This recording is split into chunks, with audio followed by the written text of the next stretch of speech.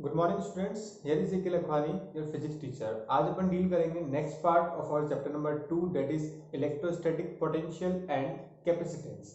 और आज अपन पढ़ेंगे इक्विपोटेंशियल सरफेस के बारे में। ठीक है, बहुत ही इंपॉर्टेंट टॉपिक है। ठीक है, हालांकि ज़्यादा वेटेज नहीं होगा इस क्वेश्चन का, लेकिन इंपॉर्टेंट है वो। ठीक है, तो सबसे पहले अपन देखते हैं कि इक्विपोटेंशियल सरफेस क्या होता है। ठीक है, पढ़ना है आज अपन को इक्विपोटेंशियल सरफेस और क्या होता है, सबसे पहले देखते हैं अपन।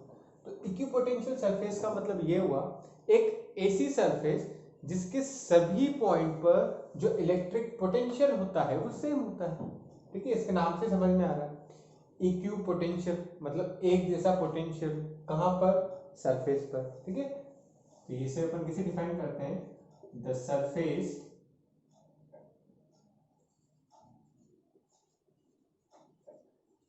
at which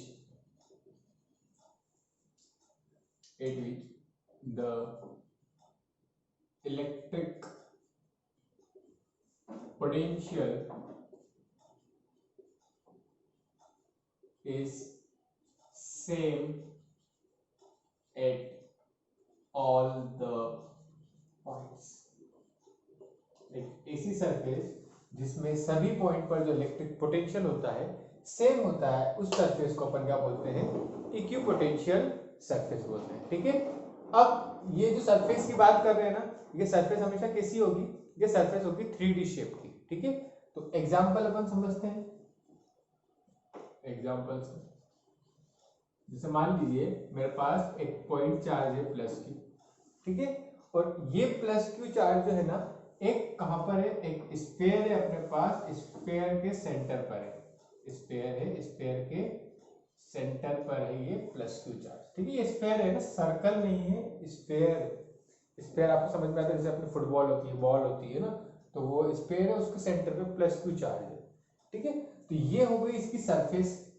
अब इसकी कुछ ना कुछ रेडियस होगी, ये एकदम सेंटर पे है, तो इससे अगर मैं किसी भी पॉइंट पर जाता हूं तो रेडियस तो सब जगह क्या होगी?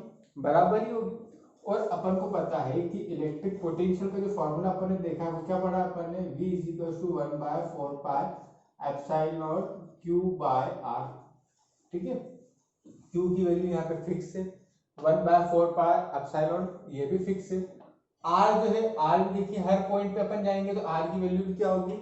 सेम होगी। अच्छा, ये सब वैल्यू अगर हर पॉइंट के लिए सेम है तो जो पोटेंशियल आएगा वो हर पॉइंट पे क्या आएगा? सेम आएगा। ठीक है, तो एक पॉइंट चार्ज की वजह से जो इक्विपोटेंशियल सरफेस होती है वो क्या होती है? It is in the form of concentric spheres. ठीक है, कोसेंट्रिक जो सर्कल्स होते हैं उसके स्फीयर्स के फॉर्म में इक्विपोटेंशियल सरफेस होती है। लेकिन अगर यही चार्ज अगर लीनियरली डिस्ट्रीब्यूट हो, किसी लाइन के ऊपर डिस्ट्रीब्यूट हो, तो उसके लिए जो इक्विपोटेंशियल सरफेस होगी वो कैसे फॉर्म में होगी? वो होगी अपने सिलेंडर के फॉर्म में। क्लियर है इतना? तो ये चीज हो गई। अब अपन को इसकी कुछ प्रॉपर्टीज पढ़ना है, कैरेक्टरिस्टिक्स पढ़ना है इक्विपोटेंशियल सरफेस की। ठीक है, तो ये एग्जांपल हो गया। अब इसकी मैं आपको कुछ प्रॉपर्टीज बता देता हूं। Properties of equipotential surface. अपन को अभी यहाँ पे सिर्फ दो ही प्रॉपर्टी पढ़ना है। कौन कौन सी है वो देख लेते हैं। पहली प्रॉपर्टी, ठीक है, the potential difference between any two points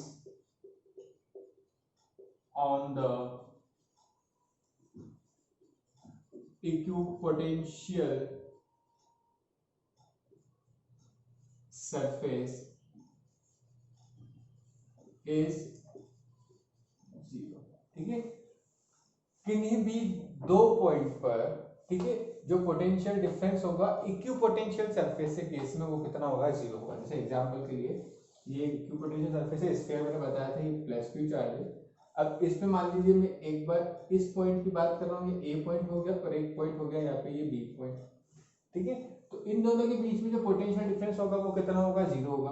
अपन को पता है प्लस क्यू की वजह से ये अभी अपन ने देखा कि हर पॉइंट पे क्या होता है, जो पोटेंशियल होता है, इलेक्ट्रिक पोटेंशियल होता है, वो सेम होता है। तो जितना ए पे इलेक्ट्रिक पोटेंशियल होगा उतना ही क्या होगा, बी पे होगा। तो पोटेंशियल डिफरेंस कितना मिलेगा अपन को, 0 मिलेगा। ठीक है, तो ये चीज होगी, ये पहली प्रॉपर्टी होगी।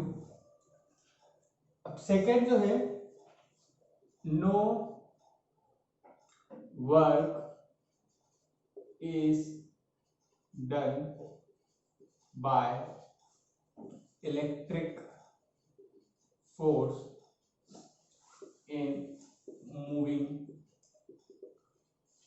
a charge on the equipotential surface। ठीक है, मतलब अगर किसी चार्ज को अपन को मूव करना है इक्विपोटेंशियल सरफेस पर, तो इलेक्ट्रिक फोर्स जो होता है वो वहां पे कोई भी वर्क नहीं करता है। ठीक है, जैसे अपन अगर इसे समझना चाहें तो कैसे समझते हैं, जैसे अपन को पता है कि जो इलेक्ट्रिक फोर्स होता है ना, वर्क डन की बात करते हैं, तो work done by electric force जो होता है, ये अपन ने पढ़ा है, ये किसके इक्वल होता है, negative of work done by external force. पढ़ा ना, जो अपन ने पढ़ा था, ये जब अपन ने पोटेंशियल की डेफिनेशन वगैरह देखी थी। इतना क्लियर है। अब work done by external force निकालते हैं अपन, और यहाँ पे अपन देखिए क्या करेंगे, वर्क डन बाय, जैसे मान लीजिए कि कोई इक्विपोटेंशियल सरफेस है, ठीक है, यहाँ पे ये ए पॉइंट है और यहाँ पे बी पॉइंट है, इस पॉइंट से इस पॉइंट पे लेकर जाना है। ठीक है, इस यहाँ पे ए पॉइंट पर कोई चार्ज है, तो इस चार्ज को हमको क्या करना है, ए से बी पर लेके जाना है। तो work done by external force, upon potential कैसे निकालते हैं, पोटेंशियल अपन को पता है अपन किस तरीके से निकालते हैं, potential at VA minus VB जो होगा वो किसके इक्वल होता है, work done in moving a charge from B to A। ठीक है, सो B से A पर लेके जाना है, A से B से A पर लेके जाना है, डिवाइडेड बाय जो भी चार्ज होगा, मान लीजिए इस चार्ज को लेके जाना है। ठीक है, अब पोटेंशियल, अगर ये इक्विपोटेंशियल सरफेस है तो यहाँ पे जो पोटेंशियल डिफरेंस होगा वो तो कितना होगा, 0 हो जाएगा।